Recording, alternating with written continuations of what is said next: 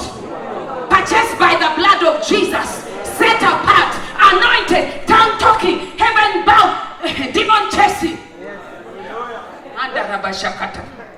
God is a symbol of God. Kingship, kingdom, glory.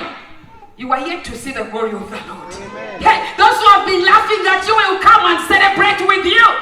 Weeping at you for a day, but your joy comes in the morning. No weapon formed or fashioned against you will prosper. Every tongue that rises up against you, you shall condemn. I see the glory of the Lord resting upon you. I see the glory of the Lord going before you, going after you. From today, there is a Shekinah glory coming upon your life.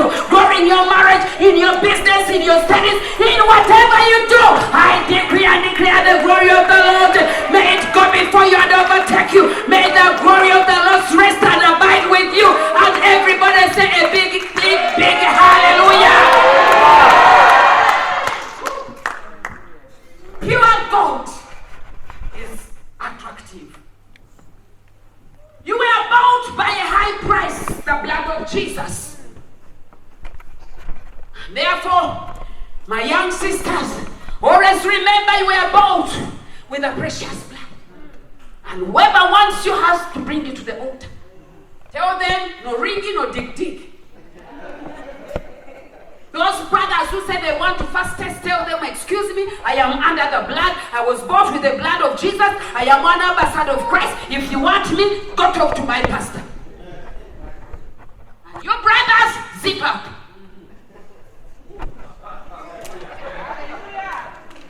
Be transformed for good. You have babies everywhere. From everybody, you have a baby.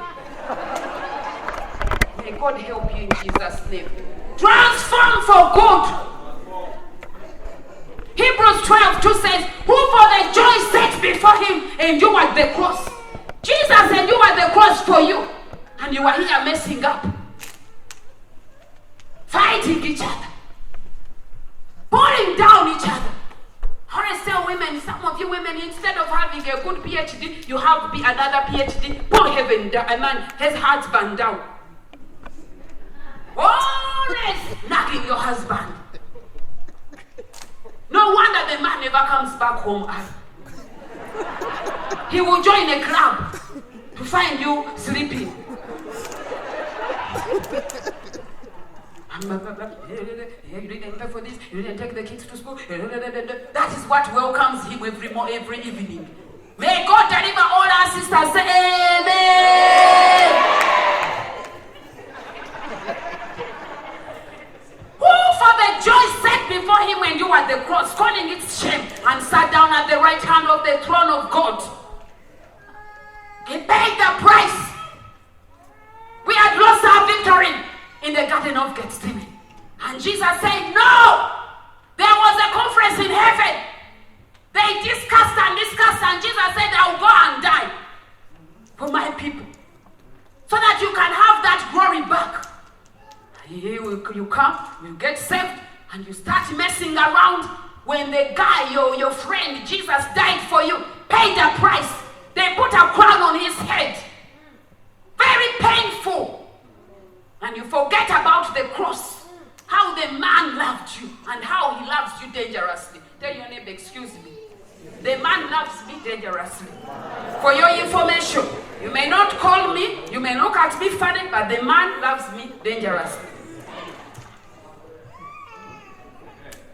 He died for you. Isaiah 53 says, he is despised and rejected by men. A man of sorrows and acquainted with grief. And we hid as it were our faces from him. He was despised and we did not esteem him. The Lord told me this afternoon, go and remind them what I did on the cross. Let them stop playing around with my grace. The blood of Jesus, some of us have turned it into a swimming pool. You sin, you dive in the blood. The blood cleanses me. You go back and you dive in. And Jesus said, go back and remind them what I did at Calvary. And we hid, as it were, our faces from him. He was despised and we did not esteem him. Verse 4. Surely he has borne our grief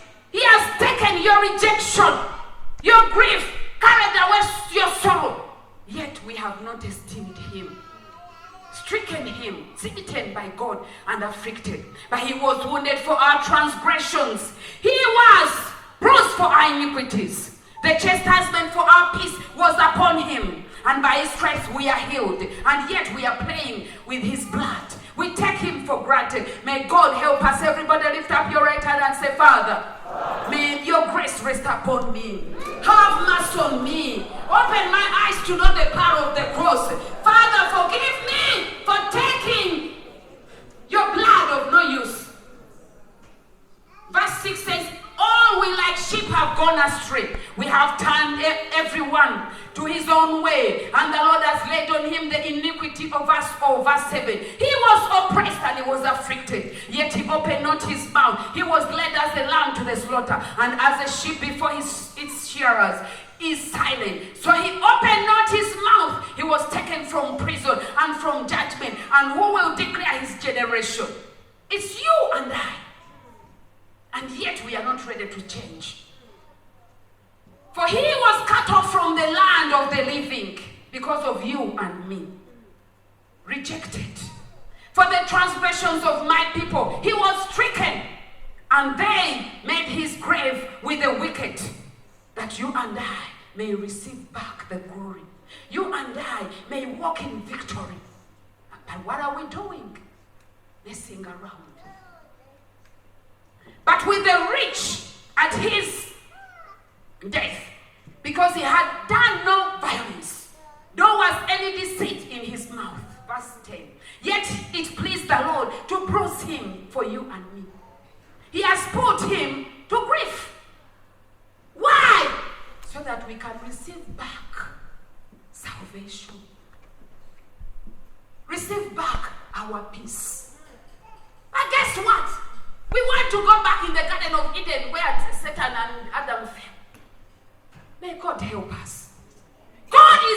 Gold is a chemical element. Gold is dense, soft, shiny metal, and the most durable and ductile metal known. That is gold. The Bible talks about metals, which are many. The Bible talks about silver, which represents the redemption, the price of a soul, which is good. Hallelujah. We thank God he saved us. But he doesn't want you to stop at that stage. You get saved, you now start to walk the salvation walk. You change. You get out of your old lifestyle. You focus. You fulfill assignment. You put your hands on the vineyard. You serve God. You don't just come in the church and sit and start judging everybody from the ushering department to the dead hero department. And you are doing nothing in the church. You are not doing anything. Not impacting your generation. When you die, what will people say about you? She just lived. Like the husband of Naomi. Elimelech left Judah. Every time I read about that man, I say, Father, my daughter will not get a man like this. I bind him wherever he is. Let him stay there in Jesus' name. No vision, no plan, nothing. All the Bible talks about him. Elimelech left Judah and went to Moab and died. He took his family out of the church to Egypt, to Moab. He took his family out of praise to depression and stress. What type of husband is that one?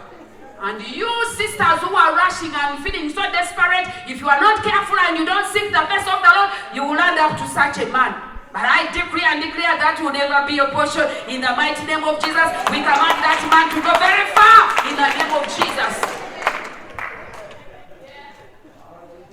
And may the Lord save him wherever he is.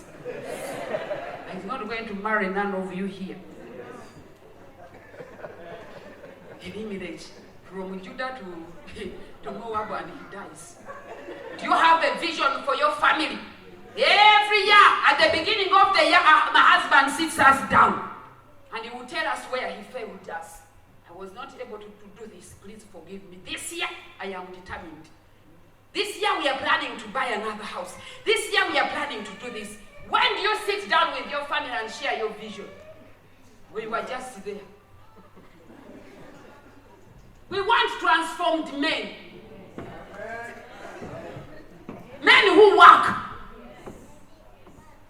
I'm not going to come and start dating someone with your debts. First go and work hard and pay them off, and then you come and get a sister. Transform the people. Have so many days you are not working. Your wife is the one working. What's wrong with your brother?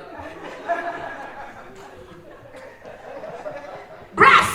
There's brass, there's copper, there's bronze. The symbol of sin, judgment, of sin, disobedience. Some of you are brass, copper, bronze. And by the time I finish this message, you are going to become gold. Amen. Say a big amen. Amen. You want to be copper. You want to be copper, I will chuck you out. Then there is iron, which means strength, inflexible and crushing. You want to be that one? You better be good. There is tin, worthlessness and weakness. Are you tin? Ask your neighbor for me, are you tin? Slap them and tell them, no, I am gold. I've given you permission, slap them.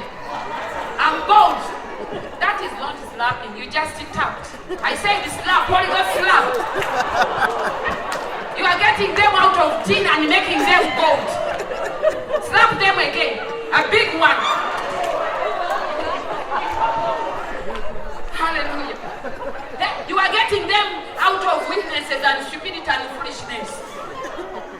You are making them gold, as we shall see.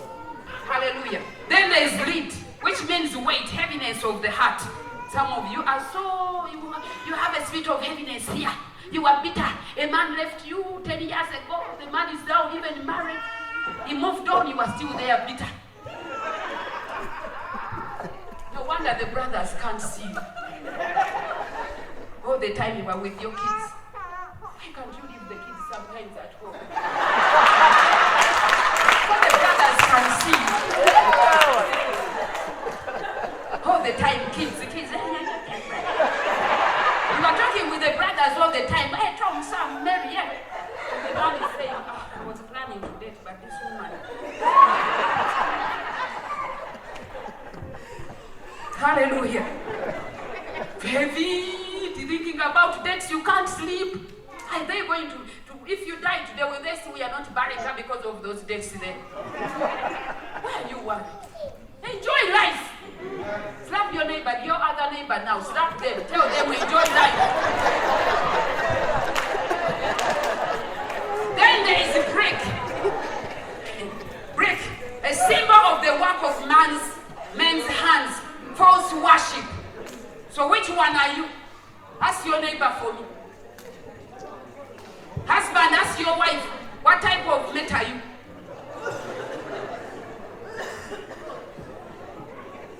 God has been a valuable and highly sought after precious metal for jewelry.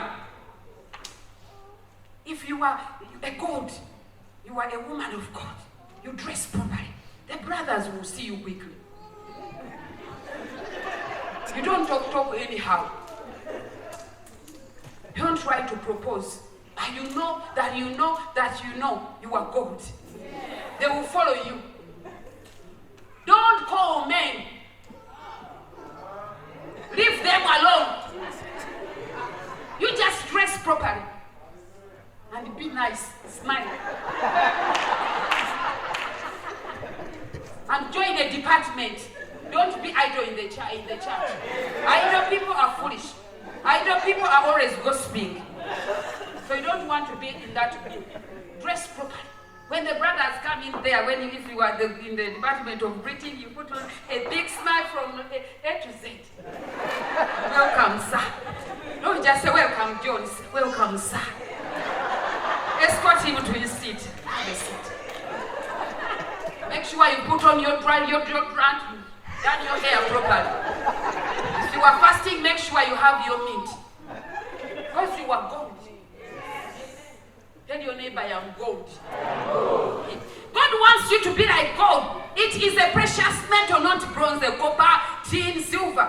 God's desire for you is to be transformed in the nature of His Son. So you become precious and unique to Him. That is His desire. Precious metals like silver and gold, precious metal like gold must go through a process of purification. Even silver is gold because it represents salvation. Hallelujah. And this process requires the use of fire. We have just read Zechariah chapter 13 too. Living as a Christian, we also go through a process of purification. Many of our trials are personal problems, sicknesses, divorce, confusion, loss of jobs, financial difficulties, and the list goes on and on. So the problem you are in, God knew about it. Amen. Stay in your marriage. Some of you, the man just shouts and you start packing your things. The other day I was telling some women there that I was teaching that, some of you, they just slap you a little bit here and you are going to sooner. The man slapped. You don't think that in heaven God is watching. Those slaps sometimes are good. It's because the man loves you. As long as you don't violate your wife, just be happy the man loves you. Cry a little bit. Cry. And let him say, oh, be quiet. I love you.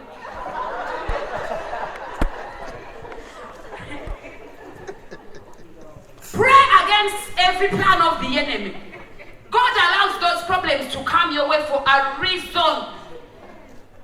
He's dealing with your character. Some of you, your character is smelling no kingdom manners. You have air around you. You never appreciate anyone. Someone introduced you at a certain job. You get there, you start gossiping about that person. You even, before we know, you can't even greet that person.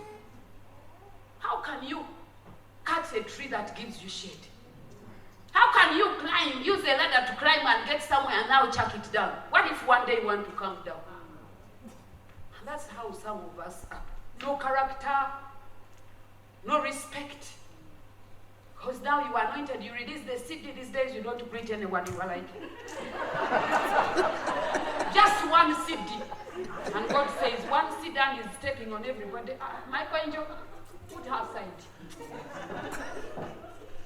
No character. Please, let's have character in the kingdom of God. Hallelujah. Be a good husband. Be a good husband in your house. Don't just sit there commanding your wife, bring this, do that, do this, come